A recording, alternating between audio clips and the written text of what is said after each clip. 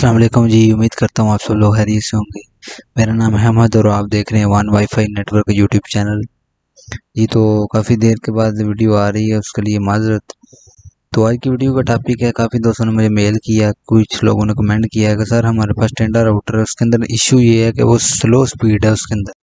तो आज आपको मैं बताऊंगा कि ये स्लो स्पीड किस वजह से है। इसका मसला मॉडेम के अंदर है, आपके फर्मवेयर के अंदर है, आपकी वायर के अंदर है, किसके अंदर है।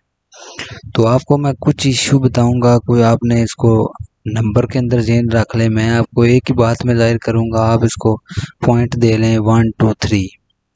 और जो मैं आपको इशू बताने जा रहा हूँ वो इशू मैंने खुद देखे हैं, उस पर एक्सपेरिमेंट है, तो आपको ये इशू बता रहा हूँ स्लो स्पीड का इशू किस वजह से आता है।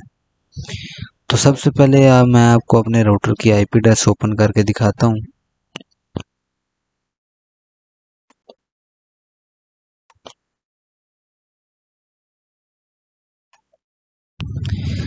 जी तो फ्रेंड्स, ये मैंने अभी अपने राउटर की आईपी एड्रेस ओपन की है। मेरे पास टेंडा N301 है, F3 सेम ही है ये, ठीक है। और इसके अंदर मुझे अच्छी खासी स्पीड मिल रही है, ठीक है। इसका मसला क्या है, स्पीड स्लो क्यों होती है, मैं आपको नंबर 1 के अंदर, आप पॉइंट के अंदर ही बता देता हूँ। सबसे पहले अगर आप ले रहे हैं इंटरनेट किसी से वायर के ज़रिए, वैन के ज़रिए, तो सबसे ज़्यादा इश्यू आ सकता है आपकी वायर के अंदर नहीं, आपके वायर के कनेक्टर के अंदर। जो कैट 6 के अंदर कनेक्टर लगे होते हैं ना, उनके अंदर कुछ देर के बाद डस्ट, ये जंग वगैरह लग जाता है, उसकी वजह से तार बिल्कुल ओके होती है, वो पिन जब आगे से वो ख़राब हो जाती हैं। आपने उसको काट के नई ला के खुद लगा सकते हैं तो लगा लें, नहीं तो वो लगवा लें, इससे भी आपकी स्पीड ठीक हो सकती है। नंबर 2 के ऊपर, आपकी वायर का अगर कहीं से जॉइंट है तो वो जॉइंट को आप एक बार काट के न्यू लगा लें, या नहीं तो अपनी तार को क्लियर कर लें, ठीक है। मतलब तार के अंदर कोई जो जॉइंट है वो ना रहे।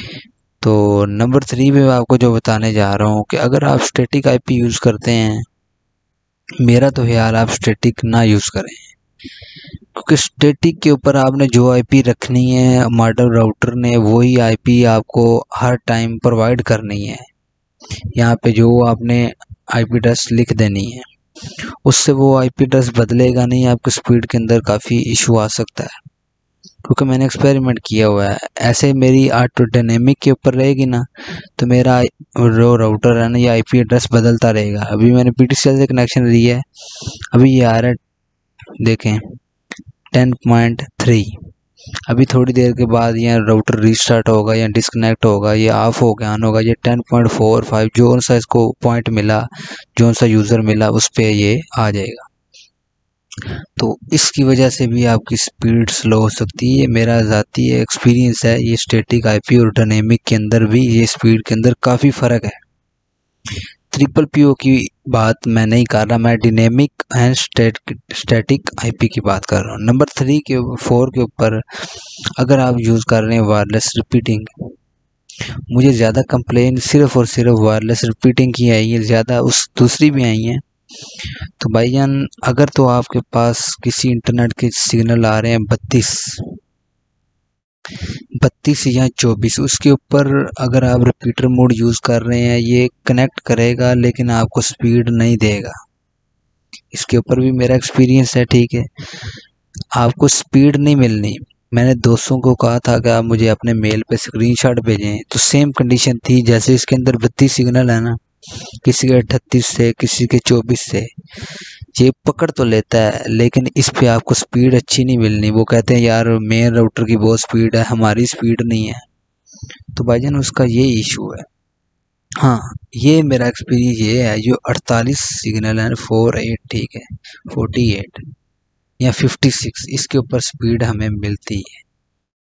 मतलब फुल अच्छी नहीं मिलती लेकिन अच्छी खासी मिलती है, गुजारे के लिए है, अगर आपका अच्छे एमबी का स्पीड का पैकेज है।